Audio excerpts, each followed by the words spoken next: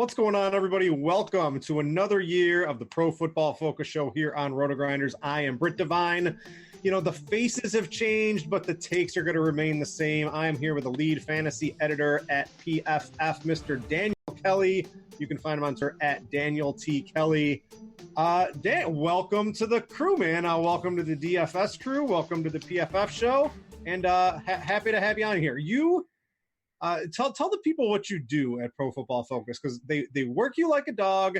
You look at everything everybody reads. It's like you know everything that's going to happen in football, I feel like. Well, that is an oversell, perhaps. But no, I every single thing that goes up on the site passes through me first. I have to edit all of it.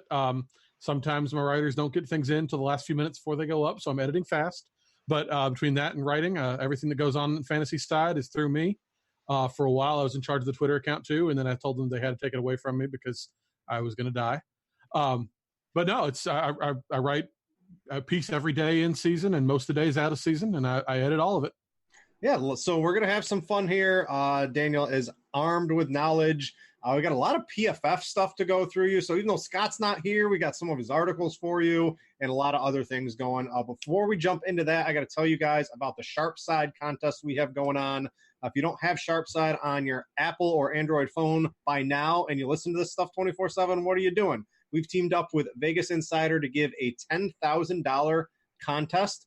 Just download it, start swiping. There's weekly winners, there's half-season winners, there's season-long winners. Just open up. I got my Sharp Side app right in the middle of it. On the bottom, it says Vegas Insider Contest. Click that. It'll get you all the information you need. Start swiping. And I got some bets, Daniel. You ready? I got my lock of the week right here. I'm up for it. All right, so I took a look. I like this as well, and there's a lot of betting things you can look at out there. PFF has its own PFF Green Line. I've got it pulled up right here. We've got a 5.5-point spread in favor of the Patriots. PFF has it as nearly a 7-point spread. They're at home. It's really tough to see them losing the home opener, and at just 5.5. I like the Patriots. I'm on board with PFF, so I took that as my Sharp Side lock of the week. You got another one? What do you think you got there? Yeah, you went for the good team over the also good team, but I'm going for the bad team over the worst team because I've got the Lions over the Cardinals this week. That Lions front seven against the Cardinals offensive line could be a massacre. And as exciting as Kyler Murray and Cliff Kingsbury could be, I'm not sure about week one being the week to go in on them. Yeah, so if you need any help getting started on that Sharp Side contest, jump into that, and we would appreciate you swiping all year long. You can win some money, and it doesn't cost you anything or anything like that. It just kind of tracks your bets. Have some fun with it, guys. So what we're going to do on the Pro Football Focus with just me and Daniel this year, instead of three people, we're going to have, just a one-on-one, mano-y-mano. We're going to have some takes, but with Showdown becoming so big, Daniel, I hated Showdown. I'm like, why are they taking away my full slate of games? And I've come full circle on it. Showdown, it's popular. A lot of casuals play it. There's a lot of money to be won. So I figure we got to spend a little bit of time on it. So I'm looking at Draftkings. They got a $2.5 million tournament, $1 million to first on here. Let's give some takes for this Chicago Green Bay game. Where do you leave? What's like an edge? What are a couple plays you like from this game to get people ready for it? My favorite one this week, he's going to be my captain in most of my plays, is going to be Aaron Jones. And part of that's going to be because nobody's going to be on him. He's going against the Bears' run defense, which was spectacular last year, third lowest yards per carry allowed on the year. But you look at that, yards per carry allowed is one of the least sticky stats in the world. In the last decade, every team that has allowed 3.7 or fewer yards per carry has seen that number rise by at least half a yard the next year. Vic Fangio's gone from Chicago, so that defense is almost certain to get worse. And even if he wasn't gone, everybody at the extremes regresses. That's just how it works. So I think nobody's going to be on Aaron Jones this week, and I'm in on him. So we've got our projected ownership currently at 29% on Aaron Jones for the Showdown slate. Now, you think that's high, but there's only two teams to choose from, so 29 is actually pretty low for a Showdown slate. So I can get on board with Aaron Jones. I like someone from the opposite team. I like Anthony Miller, currently coming at 27% on our projected ownership. I think he could easily outproduce Allen Robinson, who's going to carry twice as much ownership. Robinson's also more expensive, so I like Miller. He was hurt all last year with that shoulder injury. Played with it separated basically all season long. He's back off the injury report. I'm not really expecting any rust. And three-time millionaire maker winner last year, Mitchell Trubisky, he has these abilities to just put up huge games. So if he's able to do that on opening night, I think Anthony Miller has a good shot to kind of do something good as a lower owned play for the Bears. And the other thing that we really need to talk about is tight end situation for the Bears, because if Trey Burton's out, you can have some real fun lineups. You got Baby Gronk. Adam Shaheen's 300, or I think he's 400 in the regular. He's 600 in the captain spot. If I'm legit, if Burton's out, I'm going to be making a lot of my teams with Shaheen and the captain, because then I can just fill out the rest of my team with the best players all across the board. I love that. Shaheen, last year was largely a lost year for him because of injury, but he only had 14 targets as a rookie in 2017. He had 5 of those were in the end zone. He scored 3 touchdowns. Dude has had 20 targets in his career so far and scored 4 times on that. He might not be a huge PPR monster. He might not be a big yardage guy. He's going to be targeted in the end zone. He's huge. And you get a touchdown out of a guy that cheap, you're golden. Baby Gronk. So look for that. We still don't know on Trey Burton. It's kind of iffy as we're recording this. Check the actives right before the game at about 7 o'clock. And if he's out, start jamming in some Shaheen into your lineups. All right, let's get back to the good old format we like to do here. And they just went game by game on some of the games on the last show. So we're going to talk position by position. We'll start with some quarterbacks in DFS that we like. It's week 1. I don't really see a lot of ownership going to anybody. It's really spread out. And, we didn't really have too many injuries. The one we had at the quarterback position, Andrew Luck, has really put a cheap Brissett not in a really good spot where he's going to draw a lot of ownership. So the board's wide open. I'm going to let you start with some of your favorite plays of the week at quarterback. So what do you got for me? Well, I'm going to start boring and just say you want as much of this Tampa Bay San Francisco game as you can get. Those are 2 garbage defenses. Tampa Bay was one of the best passing offenses in the world last year. San Francisco was good despite everybody being hurt and should be even better this year. So both guys, especially Jameis Winston, are probably going to command a lot of ownership. But even with that, I think there's so much value to be had. Yeah, so I mean, who doesn't want pieces of the San Francisco Tampa Bay game? Also, so we got legal sports betting here in New York. I went to all the openings, did some stuff for RotoGrinders at that. So a month ago, I got the 49 over on this game. I'm feeling pretty good on that right now, because that's at absolutely skyrocketing up. As long as the weather cooperates, I'm expecting to cash that ticket come Sunday night at the sports book there. So of course we like Jameis. What about Garoppolo? We like both quarterbacks in this game, right? Like shootout. Yeah, I mean, if we at PFF we grade every play, every game, and part of it is we grade position groups and styles of play. We do a coverage grade for every team every year. The second worst last year was the Raiders at 55.0. 49ers were the worst at 37.5. They were 2/3 of the next worst team. So automatically, Jameis Winston is going to be throwing the ball so much and going to have so much success doing it. And what else is Garoppolo going to do? He's going to have to throw the ball just to keep up. The Buccaneers aren't that much better at defense, so we're going to see a lot of passing in this game. Yeah, I couldn't agree more. Everybody, I mean, newsflash, that's what everybody's going to be doing now, is stacking up this game. It's a boring pick, but I like it. A couple of studs I really like. I like Wentz. I'm a little concerned that they just absolutely beat the tar out of Washington, because I think that's a probability. But Wentz has crushed them the last couple of times he's played. He's got so many weapons. How does Wentz fail in the spot against Washington, other than the Eagles defense, who I'm also playing, right? I think Wentz and the Eagles defense, I'm going to get a big portion of points there. Unless the Eagles defense gets a couple of touchdowns before this game's 33-10 at the fourth quarter. Once probably got a couple of touchdowns, approaching 300 yards. The players are so good. Washington's so bad. It's really hard for me to see him fail this week. I have no issue with Wentz. He was my pick for MVP for the whole season. I think you don't have to worry about them calling off the dogs early, but other than that, they've got so many weapons, and even if Washington's defense is decent, they're going to feast. Yeah, I absolutely love the Eagles offense. A little tough to stack because I think they're going to spread their ball around quite a bit, but you can make it work pretty easily. I think you just got to cover it over a couple of lineups instead of trying to get lucky on just one Eagle stack. There's a lot of value quarterbacks. I mean, as a stud, Wentz isn't really expensive on DraftKings. He's relatively inexpensive. You want to talk about Matt Stafford, who it's always risky trying to talk up Lions players. But you gotta think, right? Opening week against the Cardinals kind of kept everything under wraps. you got to expect this Lions offense to be able to produce some fantasy points this week. Absolutely. I don't love the Lions offense for the year just because of the way they're going to be run heavy.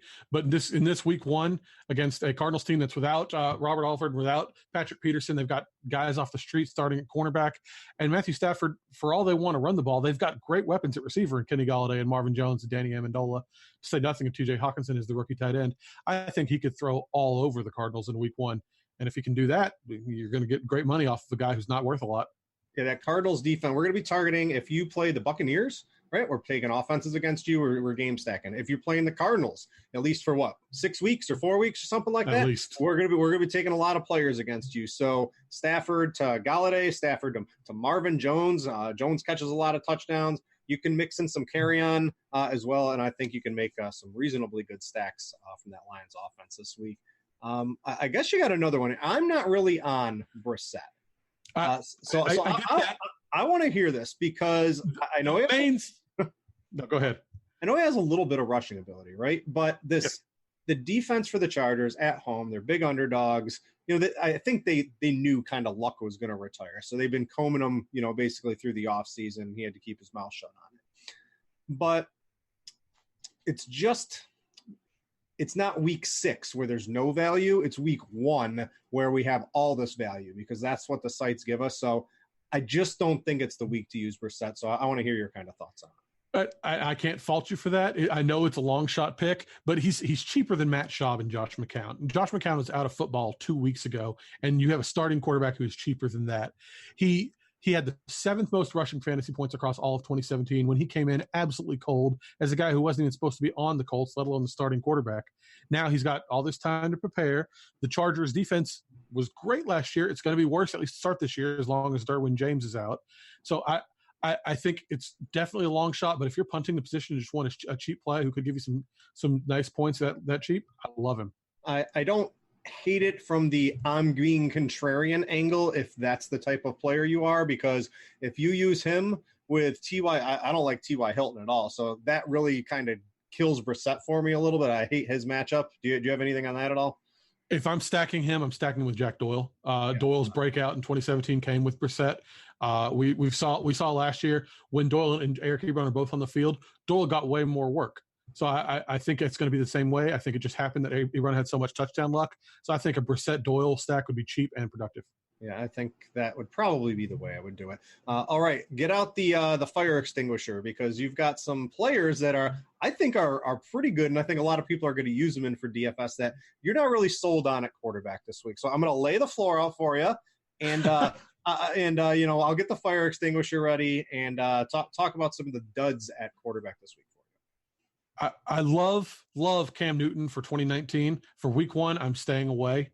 We know that everybody's saying he's healthy, and maybe he is, but there's always the chance. You don't know. He just got hurt a few weeks ago. Add to that, the Rams defense absolutely shut down quarterbacks after that. Remember that Patrick Mahomes ridiculous game in week 11 last year? From that point to the end of the year, counting the playoffs, other than week 17 when they weren't even trying, the only quarterback who had multiple touchdown passes against them was Drew Brees in the conference championships. When they're on, they are on. And Cam Newton, if he's hobbled even a little bit, I worry about him being productive in week 1. All right, let's go now. DFS Twitter is not going to like this one either, Daniel. I mean, you come onto the show and you're getting in trouble right away because now you're going to trash Kyler Murray too? What's wrong with you? I love Kyler Murray. He's so good, but this is the worst possible matchup for his NFL debut. They have what, the 3rd or 4th worst offensive line in the game at best right now, and they're going against the Lions defensive line that has Damon Harrison and has Mike Daniels, has all these guys who are just going to run over him. Yeah, he can run, and that's great. He's going to have to. He's going to be running for his life. I don't want to use him in his debut. He terrifies me this week. Yeah, that Lions defense is going to be – it's not as bad as you probably think it is out there. So just keep that in mind throughout the season. I like game stacks from this game. I'm going to have Stafford. I'm going to have Kyler Murray. I'm going to be mixing them up. But you bring up some good points. A lot of people – I like Cam Newton some too. I understand some of the hesitancy. But I don't think just quarterbacks just don't get owned enough when they're really good. And Newton has really good targets. He's got Christian McCaffrey, Greg Olson's back. There's a lot of ways for him to get a lot of fantasy points this week. So I'm gonna disagree with you, but hey, we'll see. We'll tally it up next week, and we'll see who won our first little battle here. couple other quarterbacks I like. Of course, Mahomes, right? He's super expensive. He's looking like he's actually going to be reasonably low owned. And when the Chiefs went on the road last year, that's when they scored like 8,000 points per game because they play a little faster. They put it on the other team. They don't have to sit on the clock as much because they're not as up usually when they're on the road. I think Jacksonville's a pretty improved offense. I think they can put on some points because, again, just like if you're the Tampa Bay, if you're going up against them, if you're going up against the Cardinals, you're going up against the Chiefs, we're going to be using players against you as well. The defenses just aren't good, and those offenses are going to put up a lot of points. So I like Mahomes. He's going to have to chuck it. I like that whole game, and I got a sleeper, well, maybe not a sleeper receiver, but a low-owned wide receiver from that game that basically nobody's going to use that I really like. So Mahomes is certainly another quarterback that I'll be using this week. Yeah, no issue with Mahomes. How can you have one? Yeah. He's Patrick Mahomes. All right, let's go to running backs. And I want to show a couple of the PFF tools while we're at it. We'll mix it in here. So one of the things I like to look at every week, you guys do a good job of really making it easy to see. Everyone knows the wide receiver cornerback chart. And sometimes I don't always agree. I actually kind of make fun of the wide receiver cornerback matchup sometimes because when you're really good receivers go up against, even good cornerbacks, the Julio Joneses of the world, there's a reason why they're going to be the highest paid wide receiver in the league because they're really good. But when you take the whole offensive line against the whole defensive line, you mix in all the PFF player grades, you get a really good idea of kind of the run, pass, grade matchups, pass rush, and all of that. So as we talk running backs, we'll bring this up, but you can just see some of the better run blocking grades right here is going to, of course, the Eagles. The Colts, we've got the Rams, which is interesting if you want to look at it from that perspective. What's Todd Gurley going to do? Baltimore, I really like Mark Ingram. He's going to be low owned, all because they have these really good offensive lines going up against really bad defensive lines. And there's a couple offenses here, right? Cleveland, we want to use players from, and the Chargers, their offensive lines aren't too good. And you get a real quick snapshot of this. You could go look at the player grade stuff as well. I like seeing all their grades kind of on one matchup chart. But you guys do a really good job on that. So let's start talking some running backs.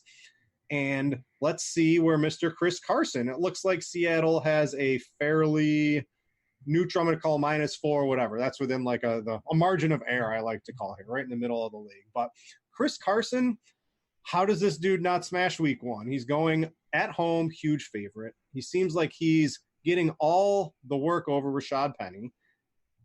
The Bengals defense isn't any good. It's really hard to imagine him not succeeding. And I'm going to agree with another take of yours. Maybe I'll spoil a little bit here, but give me Chris Carson over Austin Eckler on basically every fantasy site this week. Absolutely.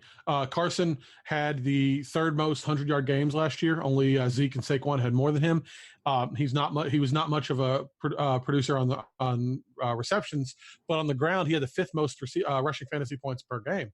And they say he's going to catch more passes this year. The Bengals gave up I think it was the second most fantasy points per game to running backs. Carson's going to smash in this game. Yeah, I like Chris Carson. I expect him almost no way he fails, I think, barring some unbelievable game script or injury where I really just don't see him not getting 20 touches in this game.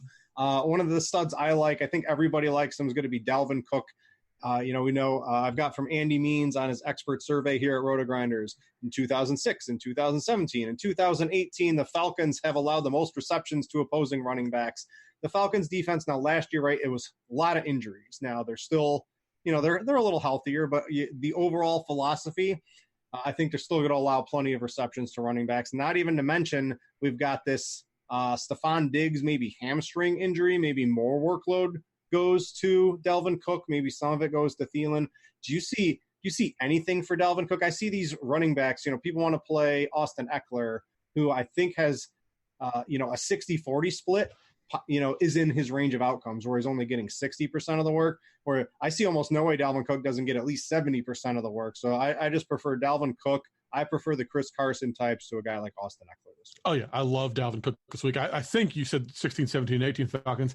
If I remember correctly, 15, it might even be 2015 they gave the most. Yeah, I think they go back 4 years on that. And it's not an accident. It's not just because they're not good. That's their game plan. They're trying to take away the big plays, and they're just letting you go underneath all you want. It might be great for football. It's fantastic for fantasy. it lets us get all sorts of points. Dalvin Cook is now an extra year removed from his ACL tear. Stephania Bell over ESPN has been going on about him, about how he should be healthy this year. I think Dalvin Cook's gonna have a great week one. Yeah, he should be $1,000 more on DraftKings, and at what is he, 6,100? That's like or 6,000 even. So I gave him an extra $100. That looks like a really nice play.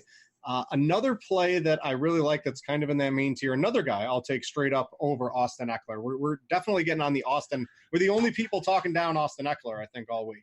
He's going to be listening to us and just say, "What did I do, guys?" He's active on the Twitter. I think I might even follow Austin Eckler. But we got Leonard Fournette at home against KC. Now, I normally don't like underdogs when I'm taking my running backs in DFS. That's usually a no-no, but I will let that slide when you're – is there anybody else that's going to get a carry for the Jaguars in the backfield? And then you're also going up against Kansas City. So I'll let all that slide. He's another guy I think is $1,000 too cheap. He basically took off last year because he knew they were going to suck. And I think he's going to be a little reinvigorated because as bad as Blake Bortles, as maybe not as great as Nick Foles is, he's a hell of a lot better than Blake Bortles. So I like this game to shoot out. I'll have lots of stacks. Absolutely. Fournette, you don't like normally, like you said, a running back going against a great team like that, but that was the case last year, and the Chiefs gave the third most points to running backs because they couldn't stop anybody. So Fournette is going to carry the ball a lot. They're still going to be a run-heavy offense. I love him in this game. Yeah, we're not disagreeing enough. Yeah, lots of. I think there's a lot of reception possibility for Fournette too. He could have 18 rushes for whatever yards, maybe he gets a touchdown, but I think 6 targets is certainly within his realm of possibility as well this week. So I absolutely love Fournette. Another guy you got here is Mark Ingram. Our ownership on him, let me take a look at this, is simply just too low because we just have all this money. You want to use Christian McCaffrey and you want to use Saquon. So Mark Ingram on the main slate is currently coming in at, hold on, I'm scrolling down. Still don't see him. 8% owned. Oh, goodness. Yeah, and he's cheaper than Austin Eckler. Give me Mark Ingram straight up over Austin Eckler. Yeah, he's the run-heaviest offense in the league, most likely. Perhaps the worst team in the league against him. The Dolphins' main strength is at quarterback with Xavier Howard. Mark Ingram is going to run the ball down their throat. I don't see any downsides to Mark Ingram this week. Yeah, I love the matchup. That Dolphins is going to be an absolutely horrific defense. Their only strong points on the outside. So get Mark Ingram in plenty of your contests, if you ask me. All right, we've talked down Austin Eckler, so let's talk about why. I've brought up the player grades page. This is what I talk about on PFF. If you want to cue that up, Devin. But you can kind of see here last year one of the strengths of the Chargers was their offensive line, and it's just not. It's just horrible grades all the way across the board. And the Colts. Right, on offense, they have these bad injuries, but their defense is pretty loaded. Their front four is looking pretty good. Their linebackers look good. The safeties are good. They're an overall tough unit. I expect, a lot of pass rush. Maybe that's a couple of dump-offs for Austin Eckler.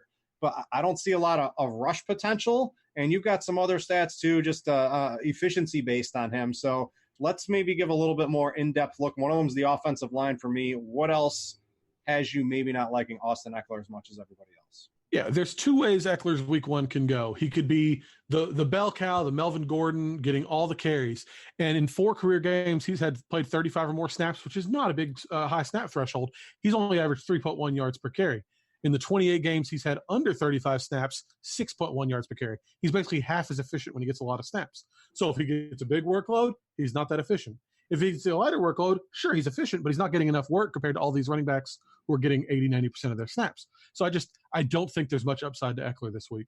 Yeah, another guy you don't like is Derrick Henry. I think everyone's going to agree with you on this one, though. I don't see a lot of people using Derrick Henry. I might be the mad scientist, though, in tournaments because I think the Cleveland game script's going to be pretty popular, and Henry has like the $1 million potential to break off a couple big runs and just absolutely crush everybody's soul that fades him. So I know Henry's only going to be like 1 or 2%. I'm going to be overweight on Henry, but that might just mean like 5%. So I don't like Derrick Henry, but from the DFS perspective, just trying to do something different, I don't hate him from that perspective. I'm going to have more than the field for sure.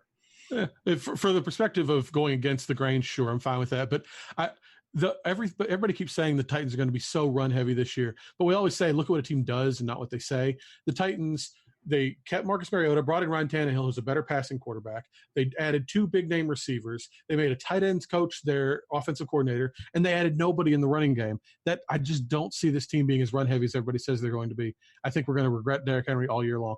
A couple other guys I like CMC, of course, right? Game script proof.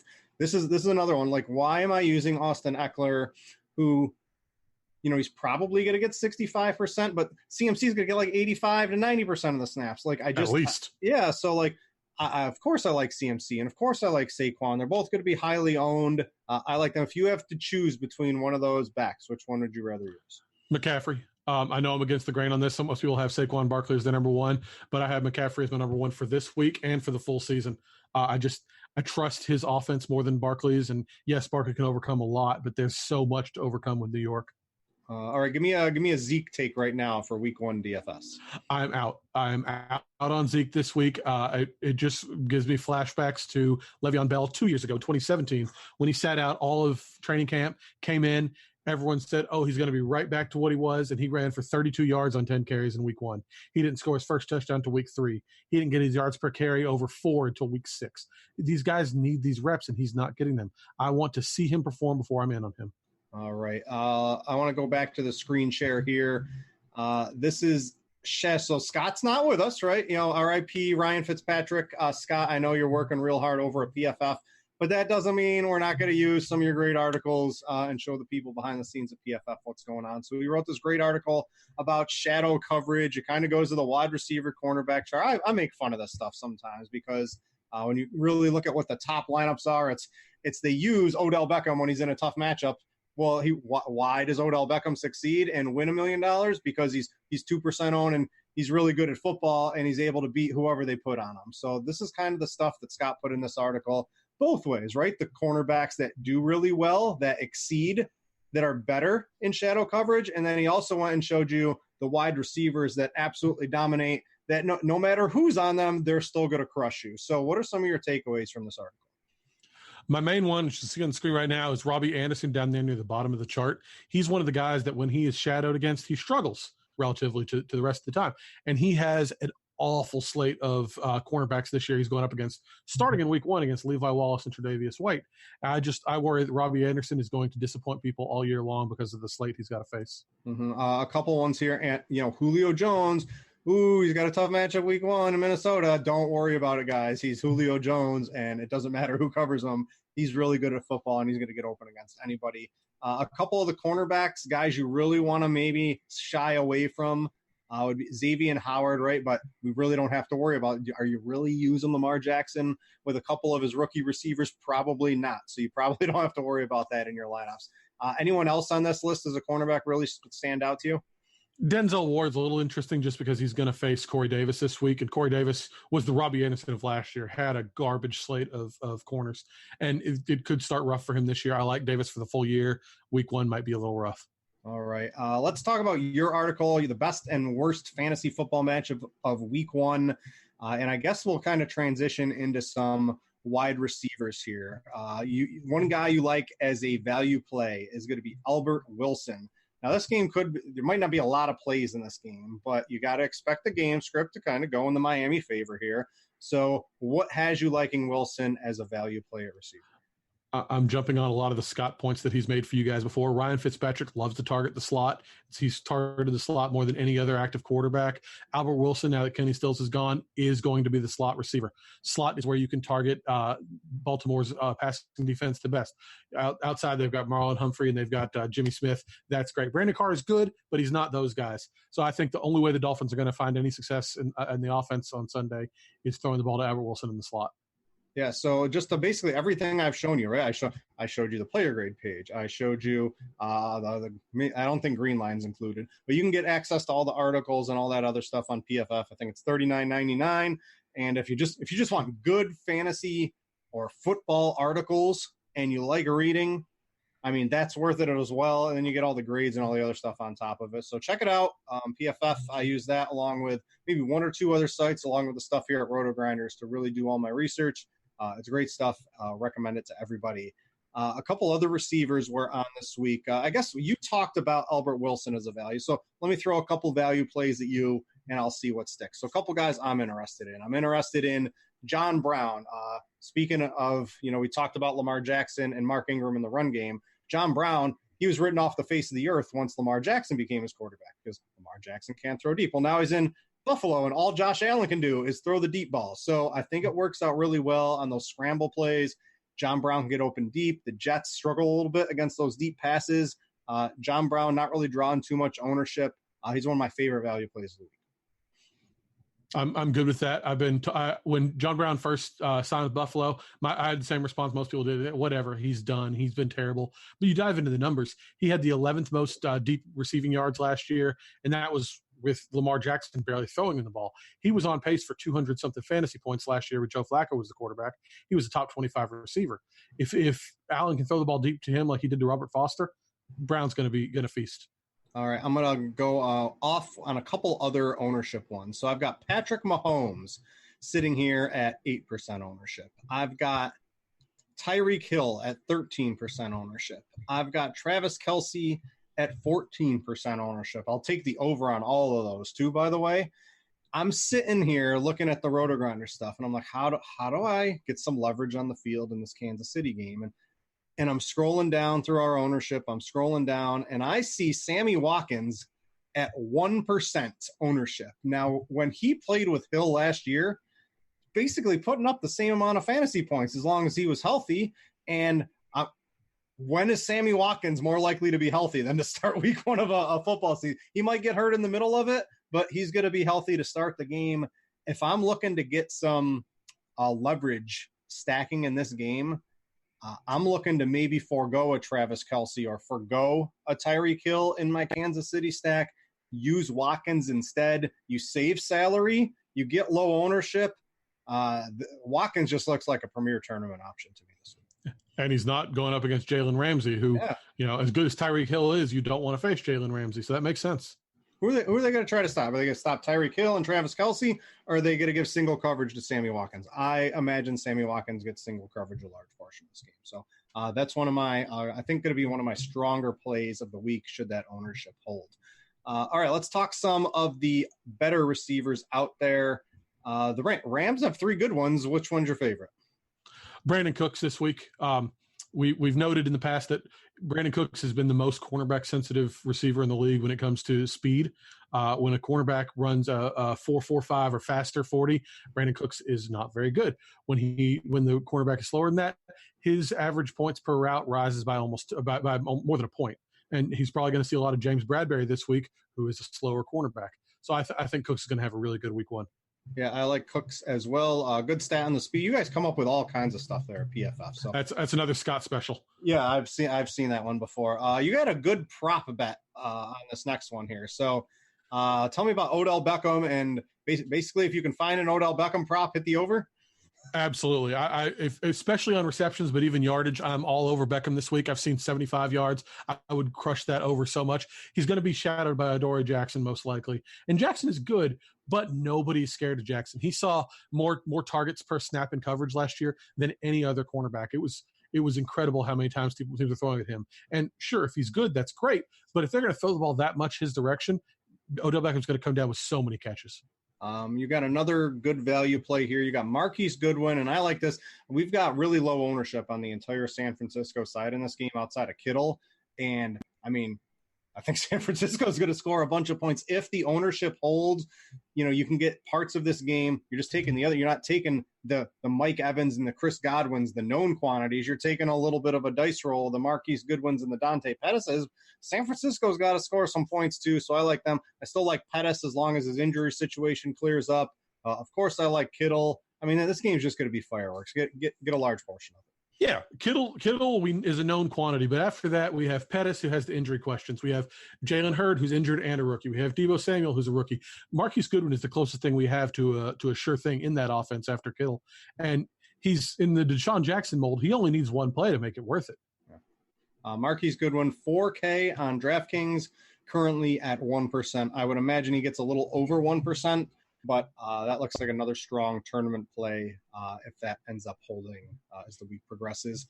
All right, I want to play a guy I'm definitely down on compared to what seems like the field is. And It's just I don't like taking wide receivers when their team total is the second lowest of the slate. This is the Bengals. It's Tyler Boyd. And I know, right, there's no A.J. Green, and who else are they going to really throw to? But, I mean, if you're going to win me a tournament, you probably got to score a touchdown. The Bengals score one, maybe two, mix. Maybe. Yeah, maybe. So it's really tough for me to see Boyd. You can have these, 10 for 150. You hit the bonus, really big games. But I don't really see that coming out of Tyler Boyd week one, traveling across the country, going to Seattle. It just doesn't seem like it's going to work out. I'm going to be heavily underweight Tyler Boyd. He looks like he's going to be pretty popular. I think that's going to be one of my bigger fades of the weekend. Yeah, he you want to say, they've got to throw it to somebody. AJ Green's out. He's going to get the targets. AJ Green was out for a big chunk of last year, and Boyd saw fewer targets, fewer yards, half as many touchdowns. He was less efficient. This is offense that needs the two receivers to produce, and they don't have AJ Green right now. I'm out on Boyd this week. All right, let's mix it up. A couple other guys we might not be interested in. I'll let you round out the dud section. Amari Cooper, it's not any deep statistical thing. It's just they're going up against the Giants. They're going to win this game, barring just something crazy happening. And Amari Cooper's coming off injury. Why are they going to press him in this game against the Giants? They're going to if they're smart at all, they should take it easy on Cooper. Go with Michael Gallup. See if Jason Witten can do anything left in his career. I just don't want to use Cooper coming back from injury yet now. And a couple other guys. I do like Tyler Lockett, but as much as I like Lockett, again, from a tournament perspective, I think a lot of ownership's going to go to Lockett. And I don't think a lot of people are going to pull the trigger on the DK Metcalfs of the world. You got a Seattle super sleeper for us in a little bit in this next section. But look for DK. He's looking healthy. And, dude's jacked. He's going to catch some touchdowns, a couple long balls. He's got one of the best quarterbacks, I think, to ever play the game. And Russell Wilson, just deadly accurate and so good, efficient. He's going to get DK on some deep balls this year. So take a look at DK as a swerve off the Lockett ownership if you're playing some of those large field tournaments. All right, let's go to tight end.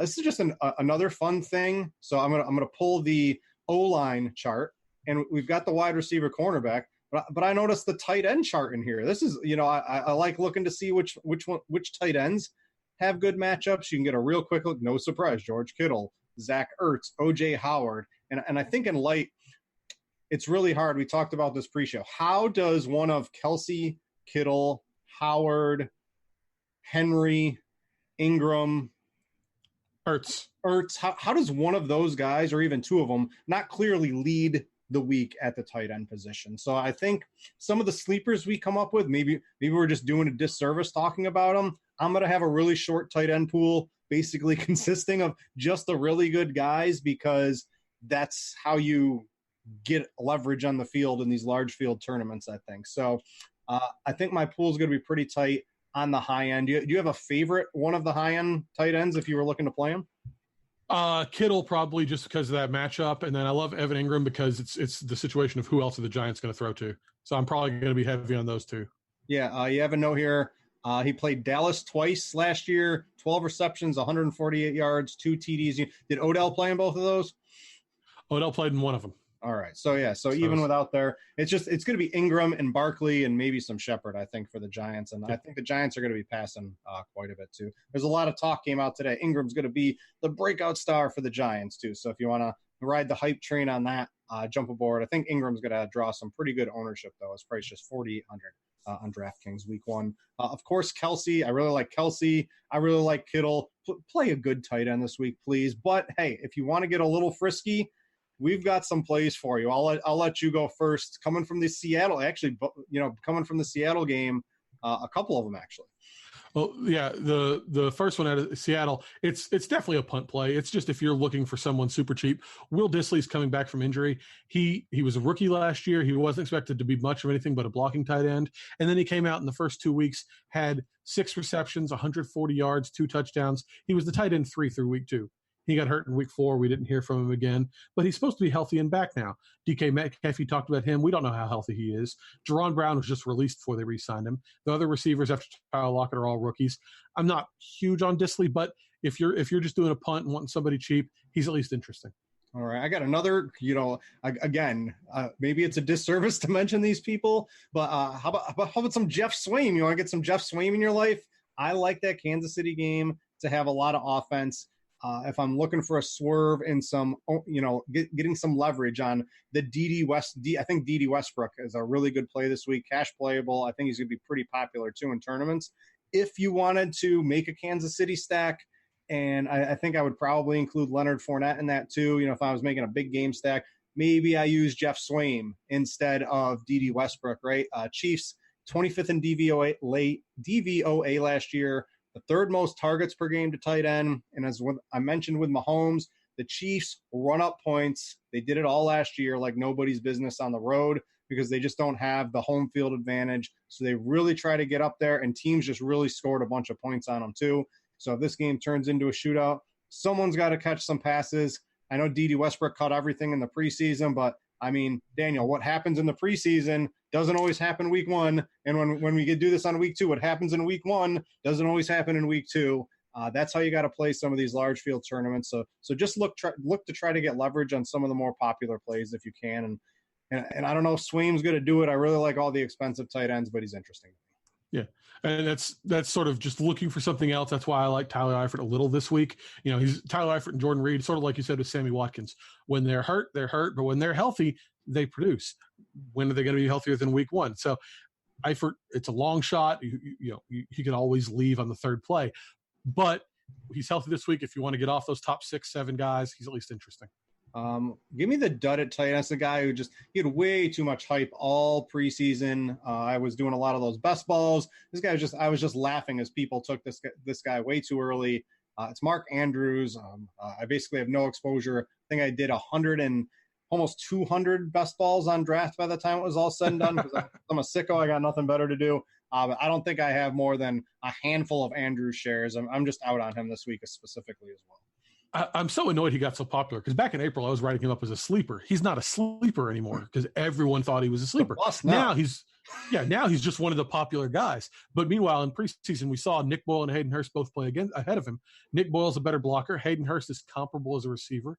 And so much of Andrews' production last year came down to the big plays. If he gets stymied even a little, he didn't have the quantity to make up for a lack of quality. All right, guys. I think we covered a lot of fun stuff. What's a favorite? What's a game you got to watch this weekend?